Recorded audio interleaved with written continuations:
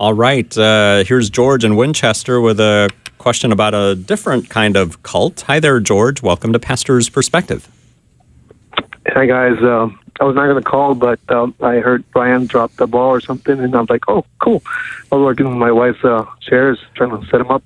Anyway, my call is about I'm going to college, and we were doing a school project, but so I called this person that we're working together, and it sounded like he was having some kind of issues, but somehow we started talking about Christ a little bit, and he gave me John 5:1-9, Acts 22:2, and Acts 26:14, saying about the true Hebrew tribes of Judea. I'm not sure, but I'm like, okay. He seemed kind of far off there. He said he had been a Catholic, Christian, and then Mormon for 10 years, and I'm like, okay. So I heard him out. I just don't know how to witness to him as far as, because he said that Jesus was a God of war, and he's coming back like in fury, and we just need to read the scriptures right, and I give him a little scriptures here and there, but I don't know how to really, if I should just give up on him or... Right. Just, does this have to do with what's it called? The Black... Hebrew Israelites? Yeah. Is that what this is, George? Do you know? Did he mention them? Well, I couldn't hear you. The Hebrew Israelites? Is that what he belongs to? Yeah. Okay. Bobby?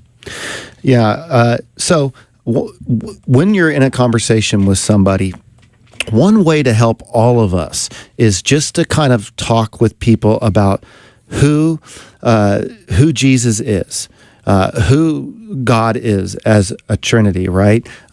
What was it we believe about salvation? What is it we believe about humanity? So, like, for example, we're going to bump into different people who have different beliefs. It could be a Mormon, it could be a Muslim, it could be a Black Hebrew Israelite, it could be a number of different beliefs. The Jehovah's Witness.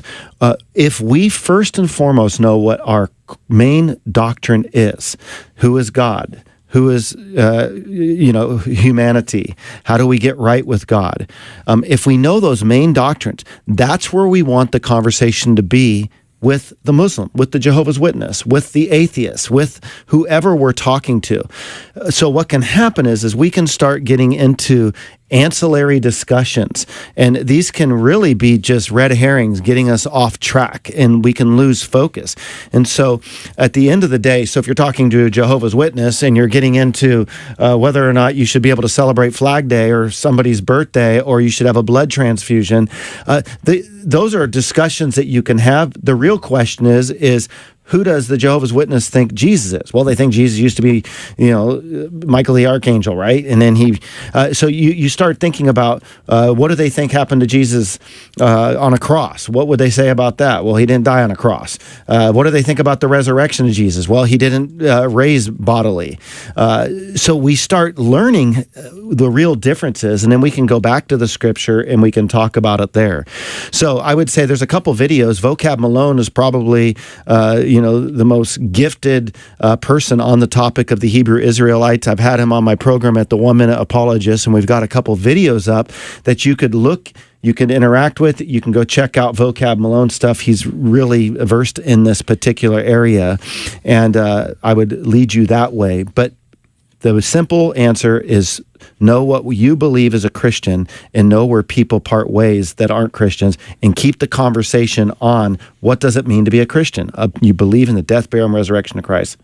George, you're asking a good question, and I should probably get a royalty for every one of these books that I sell, but I want to just give you a resource that will help you to have conversations. I know Bobby's mentioned it 1,000 times probably too, and that is a book called Tactics by Greg Koukl, Koukl, Tactics, because what it does is it helps us learn how to navigate conversations by way of simply asking good questions. Because you said something, George. You said, "Should I just give up on him?" Like I can sense in your voice that you're thinking to yourself, "Man, like you're almost like tired, right?" And so was this even worth doing? That's the question. Now I can tell you that one of the biggest things about the Black Hebrew Israelite movements, and there's a bunch of these different splinter groups, is that they, for the most part, deny the triune nature of God. And anyone who does that usually denies the deity of Christ, right? Because that's the first thing you sacrifice if you deny the triune nature of God, is that then Jesus becomes something less than part of the Godhead, right? He becomes just a guy. a man, maybe a special man, maybe the firstborn of creation, but he's just a guy, okay? And so that's the difference. So I want to ask those kinds of questions. What do you believe? Why? So basically, the three questions that Greg Koukl teaches are pretty simple. And the first one is, well, what do you mean by that? When someone makes a claim, rather than say, well, that's not true, I'll make a counterclaim. Well, really, the person who makes the claim has the duty to support the claim.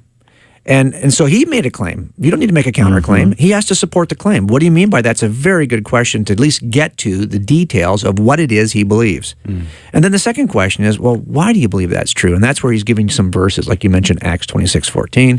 Now, did you see what he did, George? He's going to make his case. And how does he do it?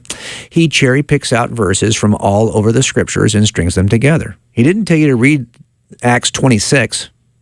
No, he wants you to read Acts 26:14 in isolation and then connect it to something in John. Yeah. He's not asking you to read, that whole chapter, because if he did, that verse would pretty much not probably inform him the way it has. Mm. Because he's doing the same thing we just talked about a minute ago with prosperity doctrine stuff. So I think those kinds of questions, what do you mean by that? And why do you think that's true? The third question is a little bit harder, and it's kind of a question that, have you ever considered this alternative kind of a question? And that's when you look at that and say, have you ever considered the fact that verse, for example, most of the folks who are in part of this belief system are only using King James, the 1611 version. Mm. So these are folks who, and that's because that translation best supports. And you're going to want to be able to say, have you looked at, maybe gone back to original sources to see it? Does that translation actually even depict the best? Is it the best reading of the original Greek?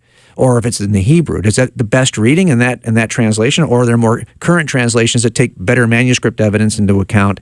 So there's some questions you can ask, but you can't even begin to do that until you ask those three. What do you mean by that? Why do you think that's true? And have you ever considered this alternative?